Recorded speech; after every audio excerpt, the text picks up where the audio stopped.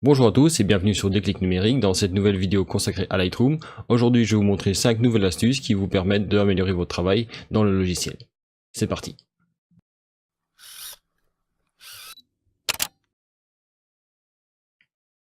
Alors avant de plonger dans Lightroom, je voudrais une fois de plus vous remercier. Vous êtes maintenant plus de 1000 à suivre la chaîne, ce qui est vraiment génial pour moi.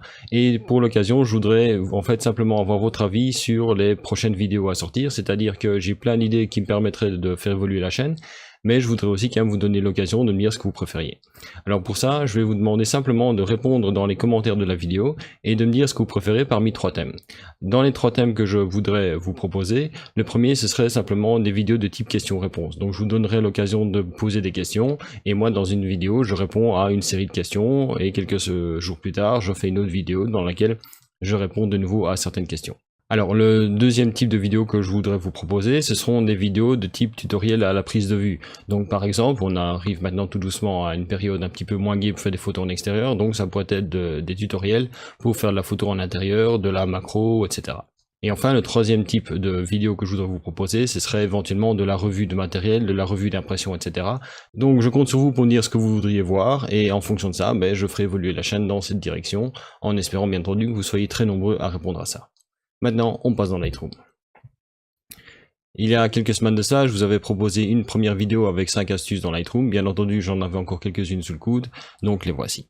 Alors, la première astuce concerne donc la géolocalisation des photos. Normalement, vous avez besoin soit d'un appareil photo qui a un module GPS et qui enregistre donc directement dans les exifs la position où vous avez pris votre photo, ou alors vous pouvez avoir éventuellement un élément externe qui enregistre le tracé GPS et vous le fusionnez dans Lightroom, mais en fait, vous pouvez tout à fait le faire manuellement. Donc pour vous montrer ça, je vais par exemple prendre ici, dans les photos que j'ai à ma disposition, j'ai la photo qui est que j'ai pris à Lyon et dont j'ai déjà parlé dans la photo de la balance des blancs.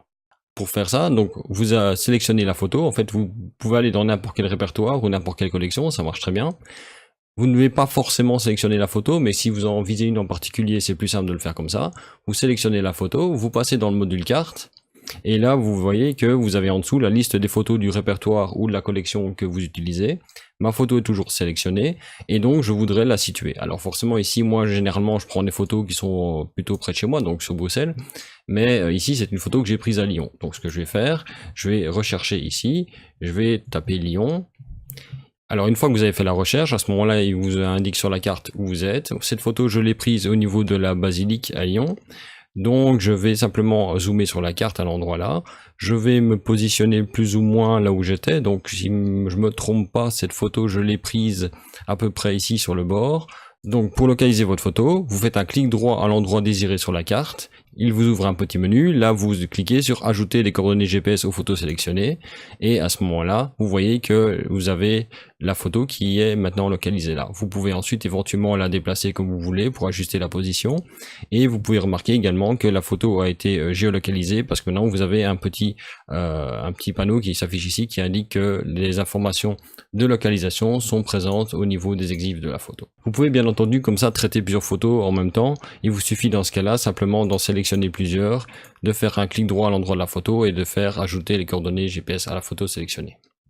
La deuxième astuce concerne les filtres gradués, les filtres radio et les retouches au pinceau.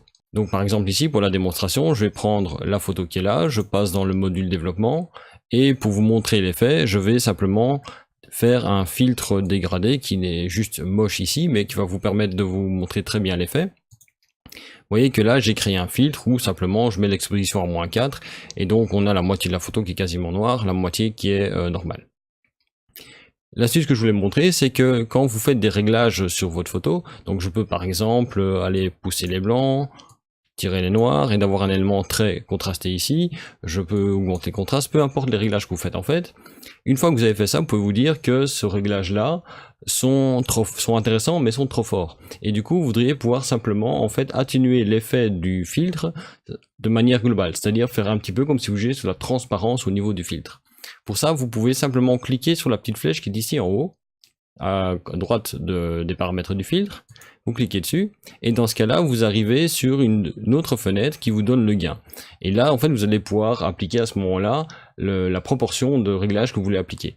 Donc par exemple ici, par défaut, il est à 100%, donc ça veut dire que le filtre est appliqué tel quel, mais si maintenant je diminue la valeur, vous allez voir que progressivement, je vais pouvoir ajuster la puissance du filtre.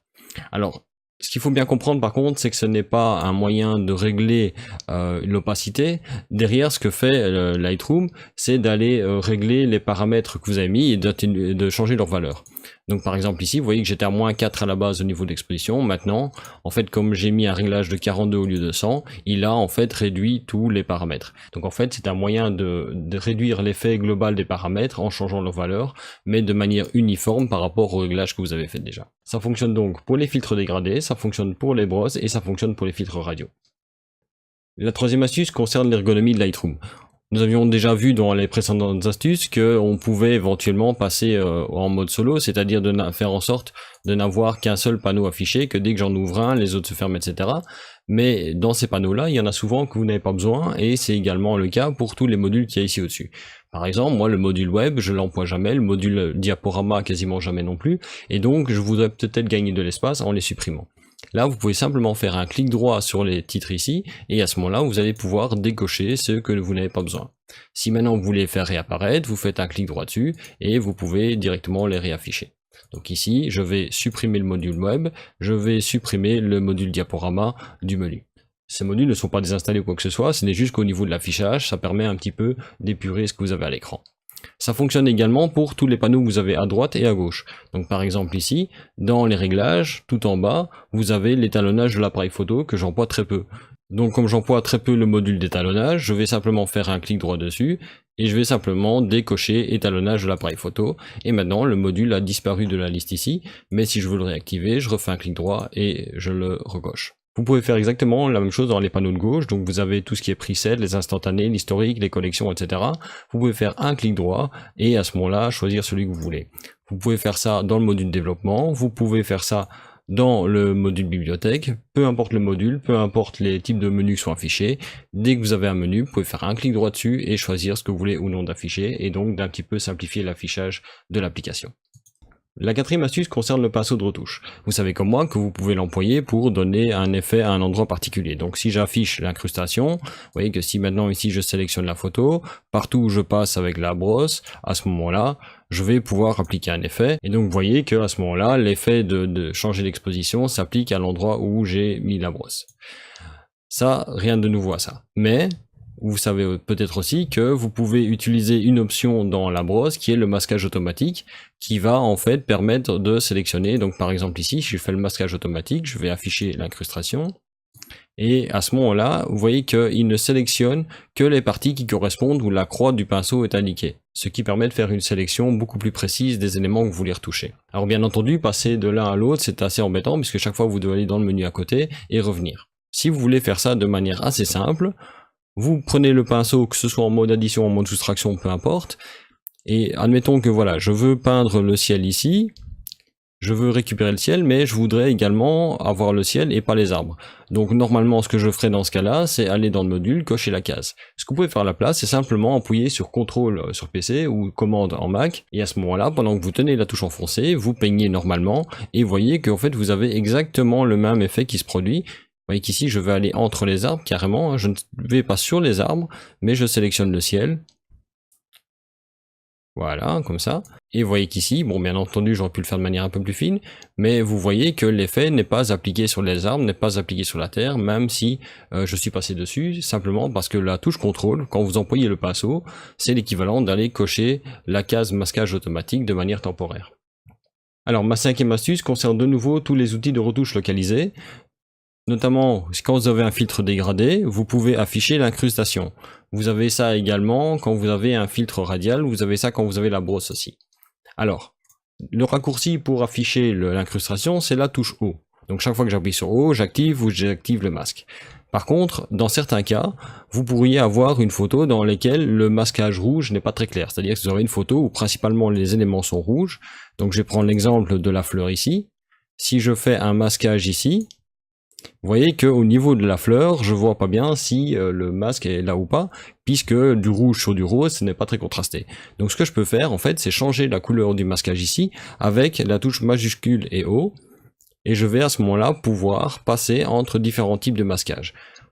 Donc par défaut, c'est rouge, vous pouvez l'avoir en vert, vous pouvez l'avoir en blanc, vous pouvez l'avoir en foncé, et vous revenez, etc. à ce moment-là au rouge. Et donc ça vous permet en fait simplement de changer la couleur du masquage et ainsi de mieux percevoir l'endroit où vous faites votre sélection. Vous voyez qu'ici par exemple le vert est particulièrement efficace pour savoir ce qui est sélectionné ou de ce qui ne l'est pas. Voilà, j'espère vous avoir appris des petites choses sympathiques avec ces 5 nouvelles astuces. N'hésitez pas à me dire si vous en connaissez d'autres. Moi, je serais même très content de pouvoir faire une vidéo avec ce que vous me faites parvenir comme information. Voilà donc pour 5 nouvelles astuces concernant Lightroom. J'espère que cette vidéo vous aura plu. Si elle vous a plu, n'hésitez pas à mettre un petit pouce. Comme d'habitude, mettez les commentaires. N'oubliez pas que comme d'habitude, dans la description, vous retrouvez les liens vers les playlists des différentes autres vidéos. Et moi, pour le reste, je vous dis à bientôt sur Déclic Numérique.